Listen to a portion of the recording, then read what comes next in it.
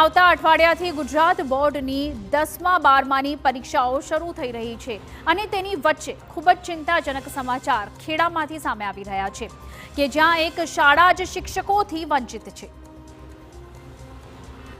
ખેડા જિલ્લામાં શિક્ષણ વિભાગની ગંભીર બેદરકારી સામે આવી છે। ઉત્તર સંડા કેળવણી મંડળ સંચાલિત આઈ.જે. પટેલ સ્કૂલમાં શિક્ષકો વગર જ વિદ્યાર્થીનીઓ અભ્યાસ કરી રહી છે।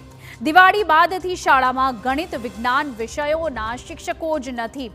તમે વિચાર કરો, આવતા અઠવાડિયાથી 10મા ધોરણની પરીક્ષાઓ છે અને શાળામાં એવા શિક્ષકો જ નથી કે જે વિદ્યાર્થીનીઓની મૂંઝવણોને ઉકેલી શકે।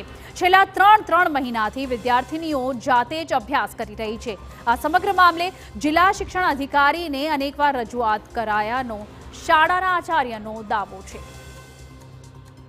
ત્રણેક વખત ખરીને હું જાતે પોતે પણ રૂબરૂ મુલાકાત લીધી છે, સાહેબને પણ રૂબરૂ મળી છું અને આ માટે મેં જાતે પ્રયત્ન કરેલા પણ છે અને મંડળ થ્રુ પણ સાહેબને એવું કહેવું છે કે જો જ્ઞાન સહાયક હશે એ વિષયોના અને કોઈ બીજા ફાજલ શિક્ષક હશે તો મળશે એવું કહેવું હતું। શાળાની અનેકવાર રજૂઆત છતાં પણ તંત્રના પેટનું પાણી પણ નથી હલી રહ્યું। રાજ્યમાં ભણે ગુજરાતના દાવાઓ કરવામાં આવી રહ્યા છે, પણ અહીં સવાલ એ કે શું આ રીતે ભણશે ગુજરાત? ગણિત અને વિજ્ઞાન જે બંને વિષયો સૌથી મહત્વના માનવામાં આવે છે, તે જ વિષયોમાં અહીં વિદ્યાર્થીનીઓને જ્ઞાન આપનાર કોઈ જ નથી।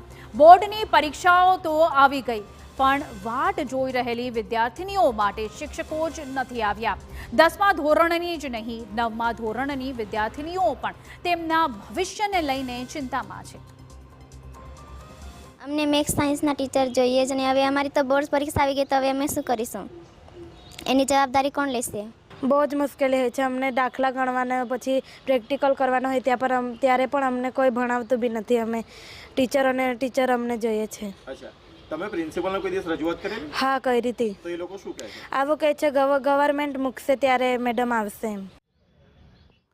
વિદ્યાર્થીનીઓની પીડા તેમના અવાજમાં જ છલકાઈ રહી છે, પરંતુ તંત્રના બહેરા કાને આ અવાજ ક્યારે પડશે તે મોટો સવાલ છે। શિક્ષકોના અભાવે વિદ્યાર્થીનીઓના પરિણામ પર પણ વિપરીત અસર જોવા મળી શકે છે।